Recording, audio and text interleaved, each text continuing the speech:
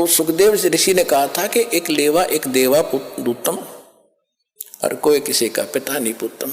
ऋण संबंध जुड़ा एक ठाठा, अंश में सब 12 बाटा। कि पिताजी ना जाने कितनी बार तू मेरा बाप और मैं तेरा बेटा हो लिया, ना जाने कितनी बार मैं तेरा बाप और तू मेरा बेटा हो लिया। ये पूरी चिट्ठी मेरे पास है, और इब क्या गलती करूं नहीं, मैं शक्ल भी ना देखूं तेरी बाप, मेरी मोह हो जाएगा आपके अंदर। यूं कहकर पिछले संस्कार से सिद्धि से उड़कर चला गया। पिछला बैटरी चार्ज थी। अब उसको ज्ञान भी था, राजा जनक गुरु भी बना लिया, और फिर भी मोक्ष नहीं, क्योंकि राजा जनक कोई ज्ञान नहीं था कि जितना ज्ञान था बता दिया। विष्णु का पुजारी था, विष्णु लोक में वो चला गया राजा जनक, विष्णु लोक में सुखदेव चला गया। अब राजा जनक को परमात्मा उस समय भी मिले थे, लेकिन जब घने ठाठ से थे, और वो समय नहीं था जो दास आपको यहां लाना चाहता है कि ये समय था मोक्ष का। अब राजा जनक जो थे पहले सतयुग में राजा अम्बरीश थे, वो भी विष्णु पुजारी थे, और ये दुर्वासा जैसे ऋषि तोब थे, बड़ी सिद्धि वाले थे, सब उस तरह डरते थे। अम्बरीश ऋषि ऐसे साधक थे, शील संतोष के थे, पिछले जन्म के संस्कारी थे। दुर्वासा की सिद्धि ने भी काम नहीं किया उसके ऊपर, आप पे फेल हो गया, बल्कि राजा अम्बरीश के पैर पकड़कर जान बचवाई थी उस दुर्वासा ऋषि। और वही ऋषि अगले जन्म में फिर राजा जनक हुआ, और वही राजा जनक फिर चला गया स्वर्ग में। रास्ते में काल कैसे चोरी करता है, कैसे ठगता है आपको। पुण्यात्मा, एक एक प्रश्न को ध्यान से रखना, प्रत्येक में एक न्यारा न्यारा गुड़ रहस्य निकलेगा। जब राजा जनक ने अपने शासन काल में, जीवन काल में राजा था, बहुत गुणे धर्म पुण्य किए थे, बड़ी बड़ी यज्ञ की थी, 100 मन घी की, सैकड़ों की संख्या,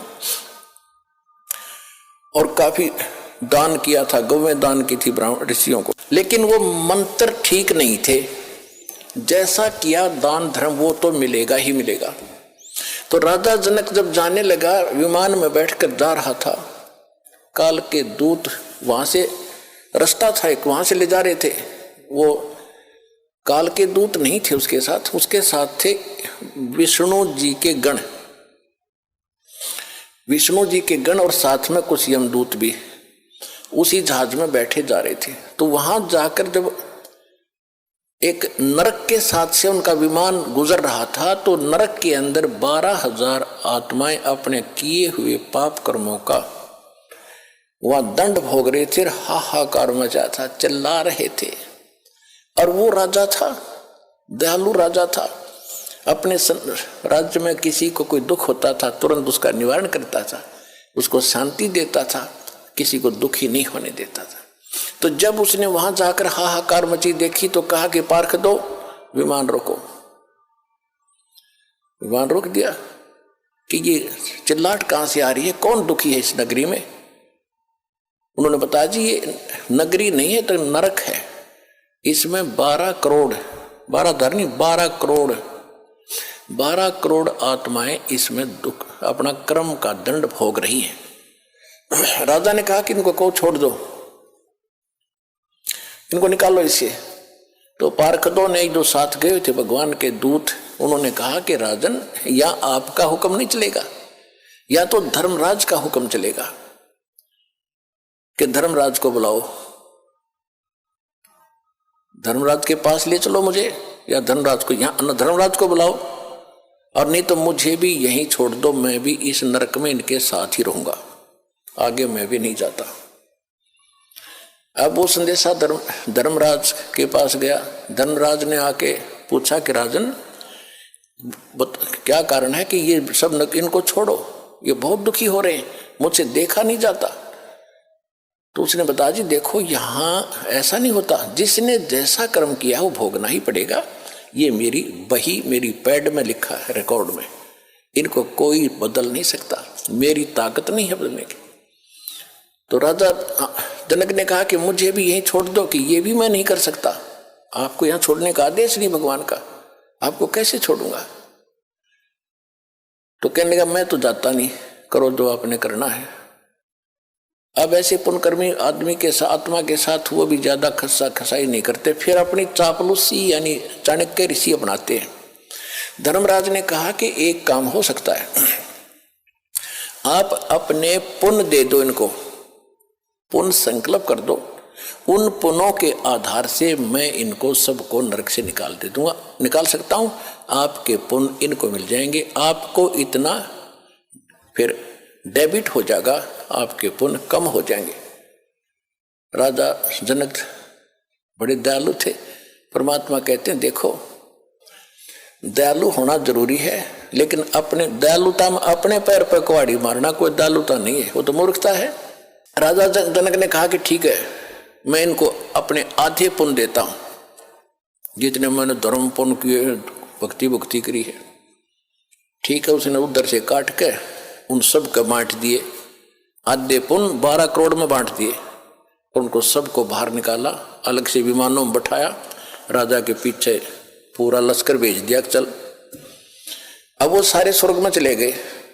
देखो पुण्यात्मा, ये आपका चोरी हो रही है, आप कहां तक ठग लेता है, काल का जाल कितना भयंकर है, तुम तो यहां तो पता ही नहीं, या तो आप ठगे जाते हो, आपके पास तो कोई पूंजी है कोई नहीं, वह बांट बूट के यहीं हो लिए, उसको तो और पूंजी लेकर जा रहा था, वहां ठग ली। अब वो 12 करोड़ आत्माएं पहुंच गई स्वर्ग में, ठाठ से रह रही है उसके पुण्य से। और जब वो पुण्य राजा जनक के दिए हुए वो बख्शे हुए खत्म होंगे, उसके बाद वही आत्माएं फिर पुनः उसी नरक में आएंगी जो उनके पाप न्यू के न्यू रखे थे, वो फिर भोगने पड़ेंगे। उधर से राजा जनक का जब वो आधा खाली कर दिया है, वो फिर खत्म हो गया त्रेता में, द्वापर में तक वो वही रहा, स्वर्ग में इतने पुण्य थे। अब कलयुग में वही आत्मा राजा अम्बरीश की, राजा जनक बने, फिर राजा जनक की आत्मा ये श्री नानक देव जी बने तलवंडी के अंदर।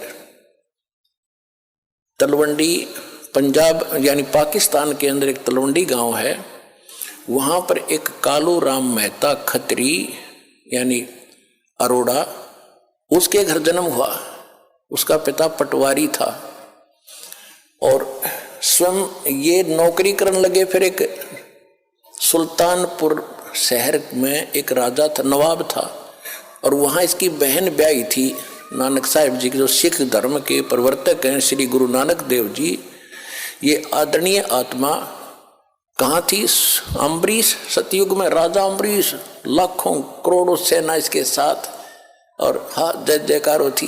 राजा जनक, लाखों सैनिक, लाखों नौकर इसके हाथ जोड़े खड़े रहते थे।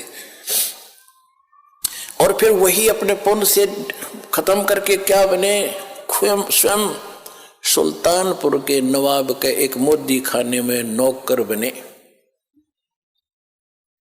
अब परमात्मा याद दिलाते रहे बड़ी आत्मा। अब सुन ले इस विधान को जो हम बताने जाते हैं, चाहते हैं। जब तक हम कबीर परमात्मा की भक्ति नहीं करेंगे, मोक्ष नहीं हो सकता, चाहे कितना कुछ बन ले। अब नानक साहिब जी मोदी खाने में नौकरी करते थे। सुल्तानपुर शहर के पास एक नदी बहती थी, बेई नदी।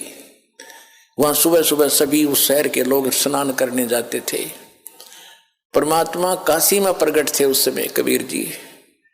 एक वहां पर मिले, जब नानक साहिब जी स्नान करने गए थे तो पहले दिन तो चर्चा हुई कि मैं कबीर हूँ, काशी में रहता हूँ, धानक का काम करता हूँ, मैं तो आपसे ज्ञान पूछने आया हूँ, मुझे ज्ञान बता दो, मुझे ज्ञान का पता नहीं है, आप तो महापुरुष हो, बड़े भक्त हो।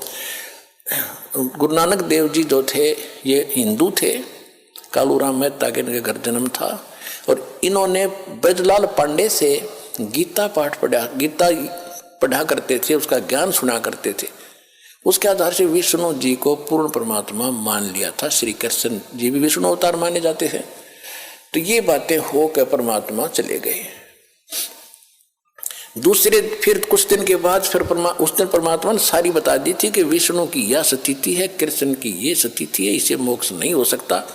और गीता में ये खुद गीता ज्ञानदाता कहता तू उसकी शरण में जा तब तेरा मोक्ष होगा। वो कौन है?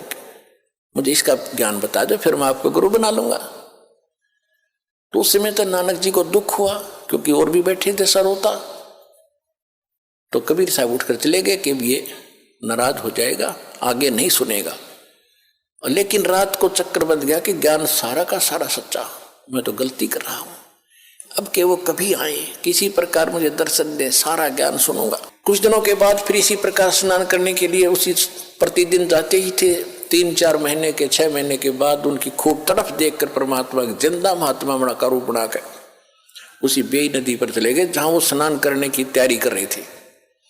तब वहां से सतलोक लेके उन्होंने छलांग लगाई दरिया में नहाने के लिए।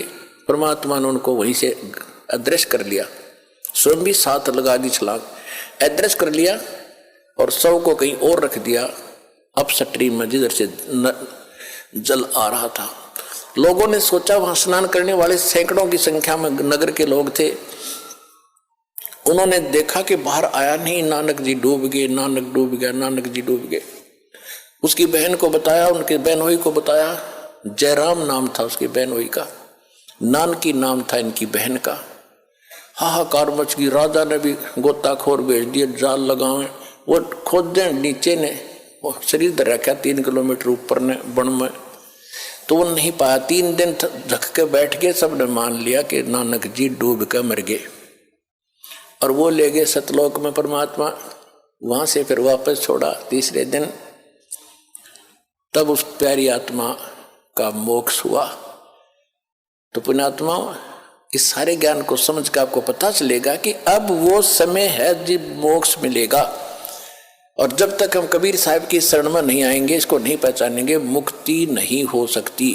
चाहे कितना शर पटक लो, ऋषियों ने कितना समय बिता दिया जंगलों में, हो शरीर कितना कष्ट दिया, सुख के पंजर हो गए, भगवान नहीं मिला। फिर सिद्धियों से खेलने लगे, सिद्धि मिल गई हठ योग करने से। फिर इसमें ये अपने एक दूसरे को प्रभु पाक गए।